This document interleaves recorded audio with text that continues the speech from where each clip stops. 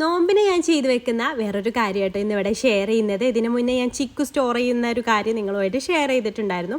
അതുപോലെ തന്നെയാണ് ഞാൻ സ്റ്റോർ ചെയ്ത് വെക്കുന്ന ഒരു ഐറ്റമാണ് തേങ്ങ ചിരവിയത് നന്നായിട്ട് വറുത്തിട്ട് സ്റ്റോർ ചെയ്ത് വെക്കുന്ന കാര്യം കേട്ടോ. അപ്പോൾ ഒരു പാനിലേക്ക് കുറച്ച് വെളിച്ചെണ്ണ ഒഴിച്ചു കൊടുത്തിട്ടുണ്ട്, അടി പിടിക്കാതിരിക്കാൻ വേണ്ടിയിട്ടാണ്. അതിലേക്ക് 3 തേങ്ങ ചിരവിയിട്ടാട്ടോ ചെയ്ത് വെക്കുന്നത്. അതിലേക്കൊരു 10 ചെറിയുള്ളിയും അതുപോലെ 5-6 തണ്ട് കറിവേപ്പിലയും 1/2 ടീസ്പൂണ് മഞ്ഞൾപ്പൊടിയും 2.5 ടീസ്പൂണ് വലിയ ജീരകവും കൂടി ഇട്ട് കൊടുത്തിട്ട് നന്നായിട്ടൊന്ന് മിക്സ് ചെയ്തിട്ട് ചെറിയ തീയിലിട്ടിട്ട് സമയം എടുത്തിട്ട് റോസ്റ്റ് ചെയ്തെടുക്കുക കേട്ടോ ചെയ്യുന്നത്. അപ്പോൾ അതാ ഏകദേശം ഒക്കെ റോസ്റ്റായിട്ട് ഇങ്ങനെ വരുന്നുണ്ട്.